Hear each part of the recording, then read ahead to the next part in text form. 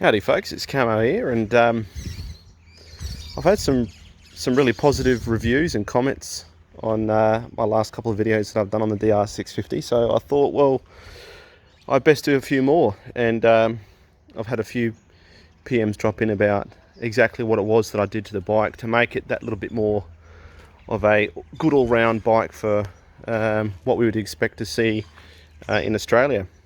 With my previous videos, I've said many a time that these bike stock standard are very, very basic, and you know, a couple $1,000 really does make the bike into what you'd expect to be able to travel around Australia comfortably and reliably. So yeah, I was just going to run over the things that I've done. One of the things I haven't done is the suspension. I haven't touched the suspension on this bike at all, so it's stock standard. And as I said in other videos, if you're a big fella, you'd probably want to do it. If you're going to be throwing it into some tight, some tight sort of rally motocross work, you'd definitely want to be spending some money on the suspension, because it is fairly basic, but it does what you'd expect the DR650 to do, which is good all-round suspension. So it's good on road and it's good off, but it's not excellent at either, if that sort of makes sense. So without further ado, this is my DR650. So you've probably spotted already the sheepskin. Now, I got this from a manufacturer in New South Wales, I think it was.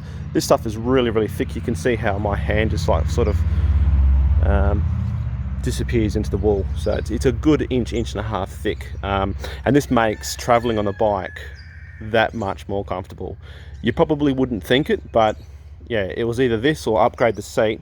This was $250 delivered, and if it gets wet, you just run your hands over it, not a problem. It keeps your butt cool, it breathes, and it doesn't look too bad. I know when I've seen woolen covers on a bike before, I've always gone, geez, that looks like something you'd expect to see on a grandpa's bike. But yeah, don't diss it until you've tried it, is all I can say.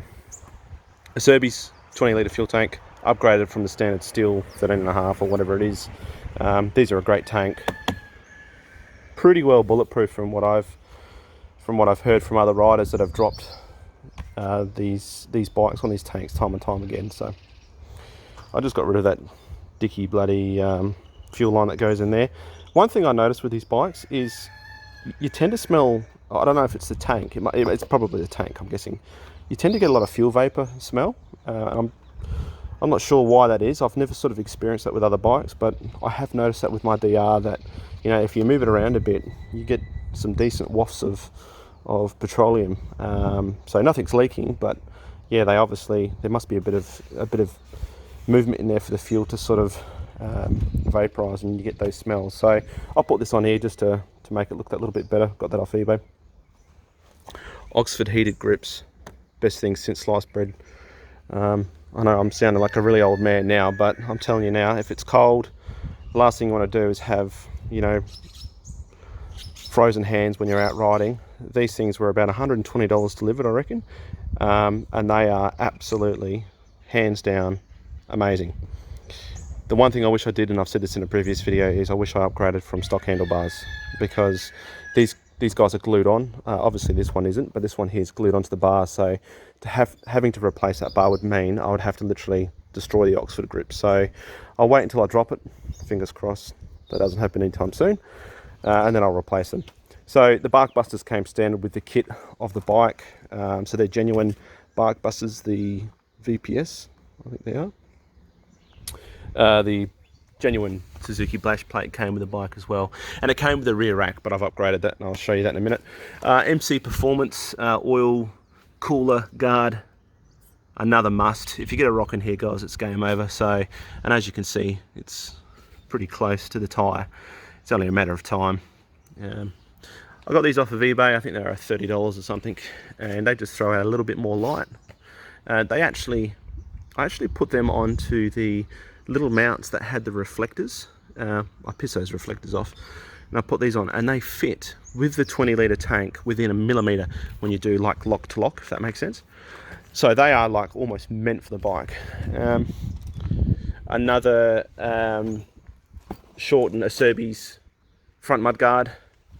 The original sort of hung down quite low, and if you went through a creek at any speed, you'd wash out and you'd feel the mudguard hitting against the tyre.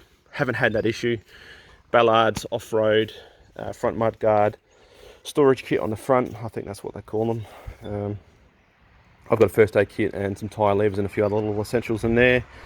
Upgraded the lights to LED. I kept the original actual headlight itself, but upgraded the globe in there. I don't know if you can see it or not, but yeah, there's an LED in there. I got that off eBay. I think it was $90. Drops the voltage down from 5560 to, I think it was 3035, and it's twice as bright. Some people are going to like it, some people are going to hate it, but yeah, MGG, come from Poland. Took like 3 months to get here because I can't think it came by boat. I'm telling you now, best thing ever. It's just the right height to buff the wind up and over your head and protects all the instruments. So, like I said, you'll either hate it or you'll like it. When I first put it on the bike, I absolutely couldn't stand it. I tried to pull this bloody sticker off and it just started chipping because I thought, well, if I could pull that sticker off, it might look a little bit better, but whatever. But yeah, would not have a bike now without a windshield. Awesome. What else have I done to the bike? Put a trickle charger in. This is just the feed, so that's nothing major. The battery's underneath the seat, so that's all been put in. Got some stickers from Switzerland, I think it was. They're off of eBay as well. They come all different colours, just to spec the bike up a little bit, make it a little bit more fancy. B&B off-road rear luggage carrier. These things are insane.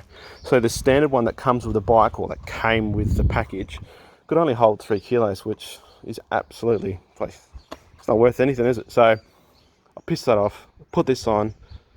This here actually, this is the actual luggage carrier, which screws into like the fender guard underneath, if that sort of, you can understand what I'm saying. So you can actually have this off. I've left it on. I've Loctited it on because it doesn't look too bad. And so yeah, I've got a big luggage pack that I can then put on here. Plenty of tie down points. Awesome. Little GPS receiver which goes underneath the seat, comes back up and feeds my trail tech. What else have I got? Yoshimura RS2, awesome sounding beast. A couple of USB charging points, and all the goodies at the front. So trail tech, got a TomTom navigation, and just a phone. So yeah, I've got your little USB charge points and cigarette sockets everywhere. But yeah, that's about it. If I think of anything else, I've probably missed something. I'll let you know. Oh, of course, I've had the carburetor tuned and jetted, opened up. I've had the airbox air intake declogged as well, and that's obviously with the exhaust. So that came with it. I paid for it obviously, but they did a bit of a package deal with that. And the exhaust sounds great. A couple of other videos I've got, guys, you can hear that.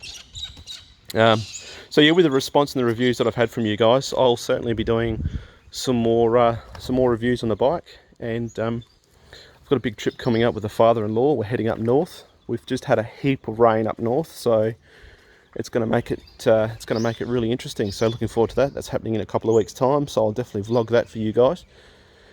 But yeah, as I said before in my other videos, guys, the bikes that come out of the showroom are very basic. They're nothing like this. I've spent a couple grand on it to make it comfortable for me. I'm no rally, I'm no motocross guy. I just like something that's comfortable on road and off, something that's capable on road and off. And I think I've found that sweet spot. Or also upgraded the tyres, D606s. So I did a swap from the standards. They come standard with some nasty like on-road tyre, and it's not worth the pinch of, you know what I mean. Anyway, so yeah, there she is. Some of you guys asked for a bit of a close-up to what she looks like.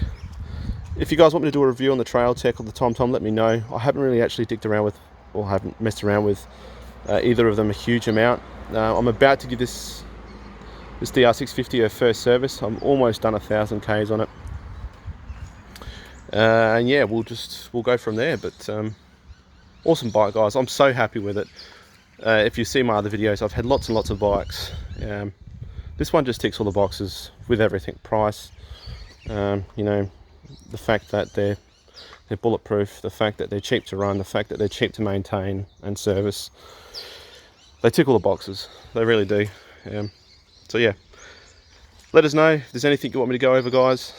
Like I said in our other videos, I'm no mechanic, but I'll give you my point of view and my opinion on it, and we'll go from there. Alright guys, peace. Take it easy.